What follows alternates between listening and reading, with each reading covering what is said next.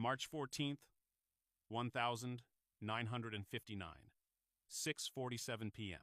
Marisol Johnson's scream echoed through the Harlem apartment before being cut short by a chloroform rag. 4 men, Italian accents, black Lincoln Continental waiting downstairs. They moved fast professionals. 2 held her arms. 1 covered her mouth. 1 watched the door.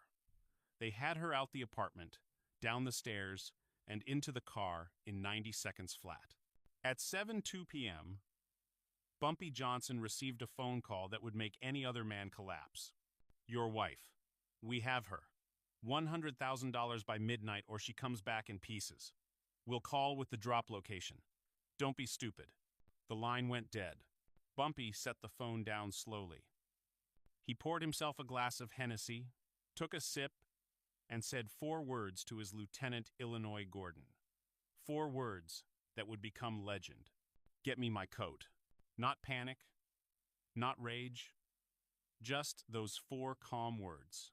And what he did in the next 4 hours didn't just save his wife's life, it made the Italian mob question everything they thought they knew about power in New York. If you think you know this story, you don't. And if this is your first time hearing it, hit that subscribe button now, because we're telling Bumpy Johnson stories every week, and trust me, this one is just getting started. What nobody knew, what history books won't tell you, is that Bumpy Johnson had been expecting this call for 3 weeks. And the men who took Marisol were about to learn the most expensive lesson of their lives. To understand what happened in those 4 hours, you need to understand who Bumpy Johnson was in 1959 and why taking his wife was the biggest mistake the Italian mob ever made. By 1959, Bumpy Johnson had been running Harlem for nearly 2 decades. He wasn't just a gangster, he was the gangster. The man who had faced down Dutch Schultz in the 30 seconds when the rest of Harlem was too scared to fight back. The man who had turned the numbers racket into a community institution that put money back into black hands, black businesses, black families. But Bumpy wasn't just powerful. He was beloved. And that's what made him different from every other crime boss in America. When Harlem families couldn't pay rent, Bumpy paid it. When young men needed work, Bumpy found them jobs, legitimate or otherwise. He paid for funerals, he bought school supplies, he made sure the churches had heat in winter, and the community centers stayed open. He wasn't just a crime boss. He was the mayor of Harlem, the godfather of 125th Street, and everybody from Lenox Avenue to Street Nicholas knew it. There's a story they tell about Bumpy from that era. A widow on 132nd Street was about to be evicted 3 months behind on rent, husband dead from a heart attack, 4 kids under the age of 10. She didn't know Bumpy, never met him, but somebody told somebody who told somebody. And the next morning, her landlord showed up at her door with a receipt, paid in full, 6 months in advance. No name attached, but everyone knew. That was Bumpy Johnson. That was how he operated. But here's what made this story different. Marisol Street Claire Johnson wasn't just Bumpy's wife. She was Harlem royalty. Her mother was Stephanie Street Claire, the legendary Madame Queen herself. The woman who had built the numbers empire before Bumpy took the crown. The woman who had gone to war with Dutch Schultz when nobody else would. The woman who had taken out full-page ads in the Amsterdam News exposing corrupt cops by name. Stephanie Street Claire had made Harlem what it was. She had showed black folks that they could build their own power, run their own operations, answer to nobody but themselves. When Bumpy married Marisol in 1948, he didn't just gain a wife. He merged 2 dynasties.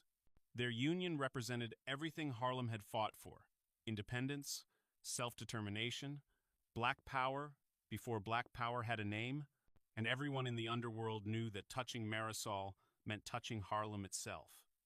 It meant touching history. It meant touching something sacred. The Genovese family saw things differently. With Vito Genovese consolidating power in Manhattan, the pressure to expand into Harlem had never been greater. The numbers racket was pulling in $50 million a year. That's equivalent to nearly $500 million in today's money.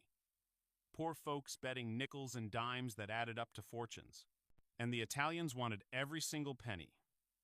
They'd been watching that money flow uptown for 20 years, and it drove them crazy that they couldn't touch it. They'd been trying to take Harlem for years. They'd sent enforcers, Bumpy sent them back in ambulances. They'd tried negotiating, Bumpy told them Harlem wasn't for sale. They tried bribing politicians. Bumpy had better connections at City Hall than they did. They'd tried cutting off his supply chains. Bumpy found new ones within a week. Nothing worked. And that made Vito Genovese furious. This end, R thinks he's untouchable, Genovese reportedly said at a meeting in early 1959. Vincent the Chin Gigante was running operations for Genovese at the time. Young, hungry, ruthless, he'd risen through the ranks by taking risks others wouldn't take, doing jobs others wouldn't do. He was the man who'd shot Frank Costello in the head in 1957. The bullet only grazed Costello's skull. But the message was clear. Gigante was willing to go places other men wouldn't. And in early 1959, he pitched an idea at a sit-down that made the old-timers nervous. "We've tried muscle," Gigante argued, leaning forward in his chair at a social club in Little Italy. Smoke hung thick in the air. 5 of the family's top earners sat around a table covered in espresso cups and ashtrays. "We've tried bribing his people. We've tried political pressure. None of it works. This man is untouchable." He paused, letting the word hang in the air. "So we touch what he loves. We're now." The room went quiet. Fat Tony Salerno, one of the senior captains, shook his head slowly. "You're talking about Marisol, the Street Claire woman. You know who her mother is?" "Was," Gigante corrected. "Stephanie Street Claire is an old woman now. Hasn't been active in years. And Bumpy? He's getting comfortable. Soft. He sits in that jazz club every night drinking cognac like he's already retired. We hit him where it hurts. He pays. And suddenly all of Harlem knows Bumpy Johnson bleeds just like everyone else. His legend dies. His people start to doubt him. And when they doubt him, they start looking for new protection. Our protection." The old-timers exchanged glances. This violated protocol. Going after a man's family, an innocent woman, was dangerous territory. It crossed lines that even the mafia respected. But the money was too good. The prize was too tempting. And Vito Genovese wanted Harlem more than he wanted to follow the rules. Genovese gave the nod. $100,000 ransom.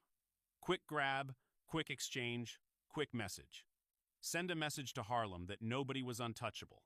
What could possibly go wrong? What the Genovese family didn't know was that 3 weeks before the kidnapping, a janitor named Roosevelt Washington was cleaning the office building on Mulberry Street where Vincent Gigante held his meetings. Roosevelt was invisible. The kind of man powerful people talked around like he didn't exist. He'd been cleaning that building for 12 years, emptying trash cans, mopping floors, fixing toilets. He knew where every office was, which doors had thin walls, which conversations could be heard from the hallway if you happened to be buffing the floor outside. And for 8 of those 12 years, Roosevelt had been on Bumpy Johnson's payroll. $50 a week to keep his ears open and his mouth shut. Bumpy had dozens of people like Roosevelt scattered across the city. Doormen in Manhattan high-rises, waiters at Italian restaurants, cab drivers who picked up the right fares, shoeshine boys who worked outside the social clubs, people nobody noticed, people the Italian mob never thought to pay attention to. These invisible eyes and ears were Bumpy's real power, not guns, not muscle, but information. On February 22nd, 1959, Roosevelt heard something that made his blood run cold. 2 of Gigante's men were talking in the hallway outside the main office. They thought they were alone, just a janitor pushing a mop bucket 20 feet away. They mentioned a woman, an address on 135th Street, Bumpy's building, a black Lincoln Continental, a date in March, and a name that made Roosevelt's hands shake so bad he almost dropped his mop. Marisol. That night, Roosevelt walked 6 blocks to Small's Paradise Jazz Club and asked to speak with Mr. Johnson. The doorman knew him. Roosevelt had been passing information for years. 20 minutes later, Roosevelt was sitting across from Bumpy in the back office, explaining everything he'd heard. Bumpy listened without expression. His face was a mask, no fear, no anger, nothing. Just those dark eyes watching, calculating, processing. When Roosevelt finished, Bumpy reached into his desk drawer and pulled out $500. 10 times his usual payment. You didn't hear anything, Bumpy said quietly. You weren't there. You don't know anything. Understand? Yes, sir, Mr. Johnson. Good. Keep working. Keep listening. And Roosevelt, Bumpy's eyes locked onto his. Thank you. After Roosevelt left, Bumpy sat alone in that office for 2 hours. The jazz filtered up through the floorboards. Thelonious Monk was playing that night, but Bumpy didn't hear a note. He didn't call his men. He didn't reach for his phone.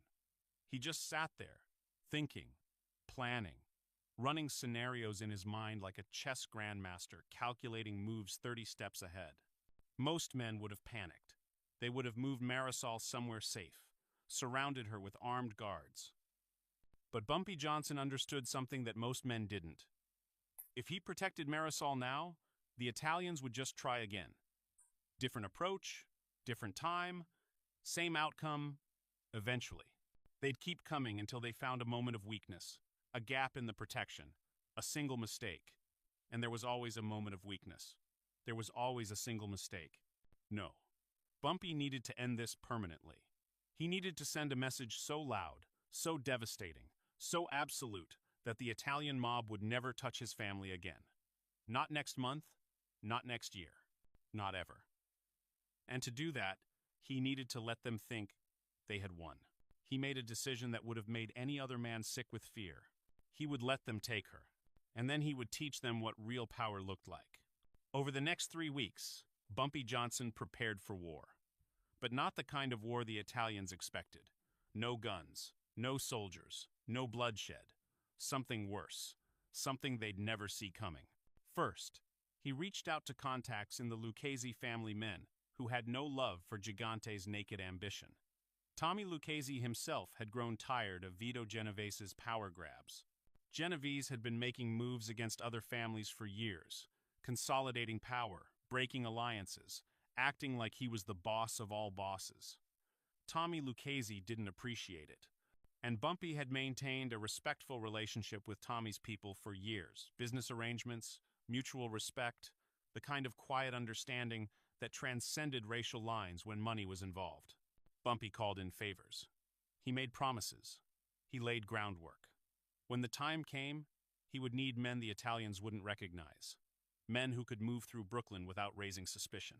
Men who owed nothing to Genovese. Second, he identified every safe house Vincent Gigante used in Manhattan. Every warehouse, every apartment, every back room where business was conducted. His network of informants, the janitors, the cab drivers, the waiters, the shoeshine boys, fed him information around the clock. By March 1st, Bumpy knew Gigante's operation better than Gigante did. He knew which buildings had back exits. He knew which doors had weak locks. He knew which men could be bought and which ones couldn't. Third, he tracked the 4 men assigned to the kidnapping. Paulie Carbone, the driver 42 years old, gambling problem, owed money to 3 different bookies. Tommy DiNardo, the muscle 28 years old, hot-headed, trying to prove himself to the bosses. And the Russo brothers, Sal and Vincent, the ones who would actually grab Marisol. The Russos were professionals, cold, efficient. They'd done this kind of work before. Bumpy learned their schedules, their habits, their weaknesses. He learned where they drank, where they gambled, where they slept. He knew what time Paulie Carbone left his apartment every morning. He knew which diner Tommy DiNardo ate breakfast at. Information. Always information. And he learned something else. Something that would change everything. The Russo brothers had a mother. Maria Russo, 67 years old, lived alone in a small apartment in Bensonhurst, Brooklyn. She was a devout Catholic. She went to Mass every morning at 6 a.m. at St. Anthony's Church, 3 blocks from her building. She made Sunday dinner for her sons every week, homemade pasta, meatballs, the whole spread. She had no idea what her boys did for a living. As far as she knew, they were in construction. The Russo brothers worshipped their mother, visited her every week, called her every other day. In a world of violence and betrayal, Maria Russo was the one pure thing in their lives. Bumpy filed that information away like a chess piece waiting to be played. On March 10th, 4 days before the planned kidnapping, Bumpy had dinner with Marisol at their apartment. Candles on the table, her favorite wine. He told her he loved her. He told her he'd always protect her. He held her close and breathed in the scent of her perfume and memorized every detail of her face. He didn't tell her what was coming. Some secrets, he knew, were meant to protect the people we love from fear they didn't need to carry. The morning of March 14th, Bumpy positioned his pieces. 3 men from the Lucchese connection men the Italians wouldn't recognize traveled to Bensonhurst before dawn. They watched Maria Russo leave for morning mass at 6 a.m., rosary beads in hand. They watched her return home at 7. They noted her routine, her neighbors, her habits. An old woman living alone. No security, no suspicion. At 6:30 p.m., 17 minutes before the Italians grabbed Marisol, Bumpy's men grabbed Maria Russo. They were gentle. Bumpy had insisted on that. Absolute gentleness. No violence. No threats. No rough handling. Just a polite request to come with them. A car ride to a safe house in the Bronx, and a comfortable room where she'd be confused but completely unharmed. She was given tea, a warm blanket, and a television. She was told there had been some kind of mix-up. She thought she'd been taken by mistake. At 6:47 p.m., the Italians grabbed Marisol. At 7:02 p.m., they called Bumpy with their demands. And at 7:02 p.m., Bumpy Johnson already had his countermove in place. The Russo brothers' beloved mother was sitting in a room in the Bronx, watching a game show and drinking tea. They just didn't know it yet. When Bumpy set down that phone and said those 4 words, "Get me my coat," he wasn't reacting. He was executing. The Italians thought they were playing checkers. Bumpy was playing chess. And his next move would become legend. March 14th, 1959, 7:15 p.m., Bumpy walked out of Small's Paradise with Illinois Gordon and 6 armed men. But he didn't head for the Italian neighborhoods. He didn't go to war. Instead, he drove to a payphone on 122nd Street and made a call. Vincent Gigante answered on the 3rd ring. His voice was smug, confident, the voice of a man who thought he'd already won. "This is Bumpy Johnson." His voice was calm, measured, terrifying in its composure. "Johnson, you got my message. Good. You ready to pay up? $100,000? Midnight. We'll call with the location. Your wife comes home safe. Everybody wins. I'm not calling about money." Silence on the line. The smugness evaporated. Bumpy continued, his voice never rising above conversational. "You have my wife. I know where she is. I know who has her. The warehouse on 10th Avenue. Paulie Carbone's driving. The Russo brothers are watching her. Tommy DiNardo's probably outside smoking a cigarette, because that's what Tommy does when he's nervous." More silence. Gigante's breathing changed. Heavy. Uncertain. "And I know something else," Bumpy said. "The Russo brothers have a mother. Nice woman. Maria. Lives alone in Bensonhurst. Goes to Street Anthony's every morning for mass. Makes the best meatballs in Brooklyn from what I hear. Her boys love her very much." Gigante's voice went cold. "What are you saying?" "I'm saying we picked her up about 30 minutes ago, right before your boys grabbed Marisol. She's comfortable. She's watching television. She thinks there's been some kind of mistake." Bumpy paused. "There hasn't been a mistake. You're bluffing. You wouldn't—" "I don't bluff." Bumpy's voice dropped to barely above a whisper. The kind of quiet that makes men lean in to listen. The kind of quiet that comes before violence. "Here's what's going to happen. My wife will be released, unharmed, within 1 hour. She will be dropped at the corner of Lenox and 125th Street. She will walk to my men, and she will not have a single scratch on her. And if we don't, then Mrs. Russo comes back to her sons 1 piece at a time, starting with her fingers, then her ears, then whatever else I decide. And when we're done, I'll send what's left to Street Anthony's church so her sons can find her in the place she loved most." The line was silent for a long moment. When Gigante spoke again, his voice was different, smaller. "You touched an old woman, an innocent, You touched my wife. Bumpy's voice was ice. An innocent woman. Stephanie Street Claire's daughter. You crossed a line, and now you're going to learn what that costs. 60 minutes. Not a second more. He hung up. At 8:35 p.m., 40 minutes before the deadline, a black Lincoln Continental pulled up to the corner of Lenox and 125th Street. The back door opened. Marisol Johnson stepped out. She was unharmed. Her dress wasn't even wrinkled. Her makeup wasn't smudged. She looked around once, saw Illinois Gordon standing by a car, and walked directly into his arms. Gordon wrapped her in his coat and put her in the waiting car. At 8:40 p.m., Maria Russo was released at a church in the Bronx. Unharmed, confused, the men who held her apologized for the inconvenience and gave her cab fare home. She never knew who had taken her, or why. She never told her sons about that strange evening. She barely remembered it herself. But the story wasn't over. Not even close. The next morning, March 15th, 1959, 9:17 a.m. Bumpy Johnson walked into Gallagher's Steakhouse in Manhattan. Alone. No bodyguards. No weapons visible. Just a man in a perfectly tailored gray suit and his signature fedora. Vincent Gigante was eating breakfast with two of his captains at a corner table. When Bumpy walked through the door, the entire restaurant went silent. Waiters stopped mid-pour. Forks froze halfway to mouths. Every eye in the room watched as Bumpy crossed the floor unhurried, calm. Like a man taking a Sunday stroll, and sat down directly across from Vincent Gigante. The two captains reached for their waistbands. Bumpy didn't flinch, didn't blink.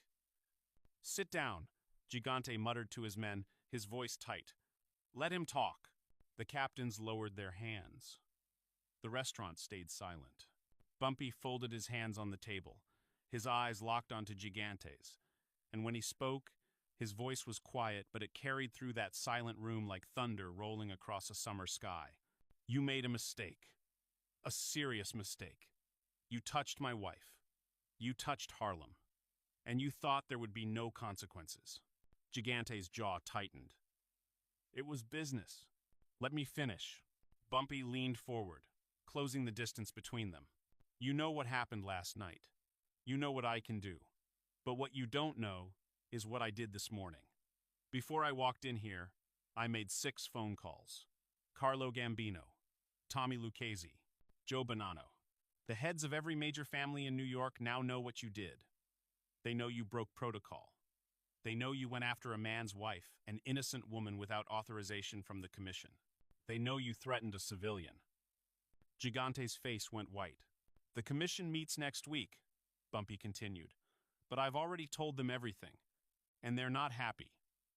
Made them look like they can't control their own people, like anyone can just grab women off the street now. You know what happens to men who embarrass the commission." Gigante's hands were shaking now. His coffee sat untouched, growing cold. "Here's what's going to happen," Bumpy said. "You're going to leave Harlem alone, forever. You're never going to mention my name or my wife's name again. You're going to pay me $50,000, not because I need the money, but because you need to remember this conversation every time you look at your books. Every time you see that hole, you'll remember what happens when you cross Bumpy Johnson." He paused. "And most importantly, you're going to tell every man who works for you what happened here. You're going to tell them what happens when someone touches Bumpy Johnson's family. You're going to make sure they understand. Because if I ever have to come back to Manhattan for something like this again..." Bumpy's eyes went cold, empty, like looking into a void. "I won't be making phone calls first." Bumpy stood up, straightened his coat, adjusted his fedora, looked down at Gigante with eyes that showed nothing but cold, absolute power. "One last thing." Gigante looked up. "You had my wife for 97 minutes. I could have killed everyone you love in half that time." Bumpy adjusted his cuffs. "Remember that." And Bumpy Johnson walked out of that restaurant the same way he'd walked in. Calm, controlled, untouchable. Every eye in the room followed him until the door closed behind him. Nobody at that table finished their breakfast. Word of what happened spread through New York's underworld like wildfire. By noon, every made man from Boston to Philadelphia had heard some version of the story. And the version that spread wasn't just about the counter-kidnapping. It was about the timing how Bumpy had grabbed the mother before they grabbed his wife. It was about the 6 phone calls. About Bumpy walking into Gigante's restaurant alone and unarmed, sitting down across from a man who just tried to extort him, and delivering a message that made the whole table shake. It was about the $50,000 payment that arrived at Small's Paradise 2 days later in a brown paper bag. No note, no messenger, just cash, stacked neat, like a tribute from a conquered king.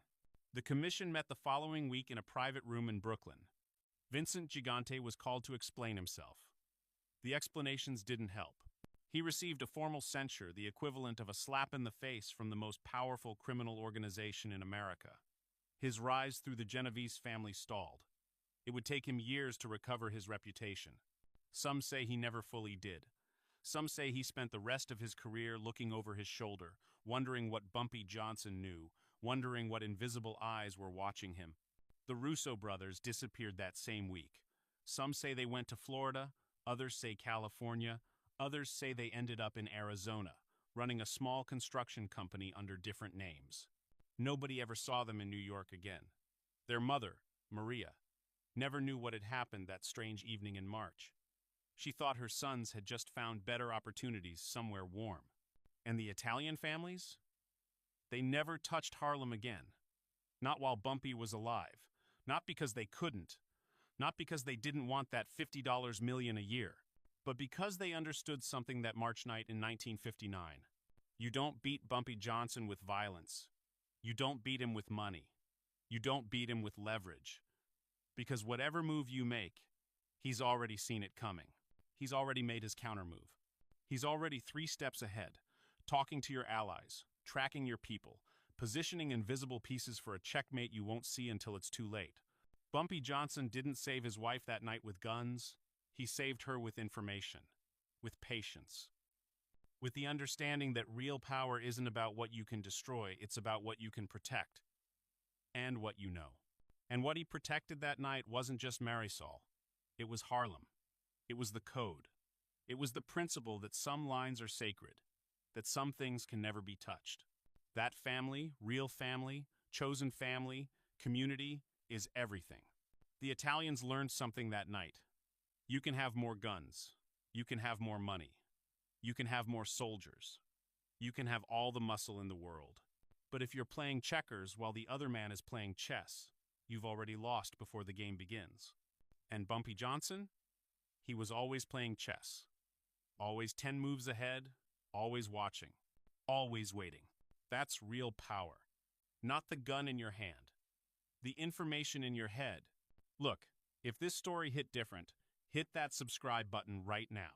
We're dropping these Bumpy Johnson stories every single week, and trust me, they just keep getting crazier. Drop a like if you understand what real power looks like. And let me know in the comments, what would you have done with 60 Minutes and someone you love on the line? Would you have had the patience to plan? Or would you have gone to war? Turn those notifications on, because next week, we're telling the story of how Bumpy Johnson made Lucky Luciano himself apologize in front of the whole commission. You don't want to miss that. Remember, in Harlem, respect isn't given. It's earned. And Bumpy Johnson earned his with every single move he made.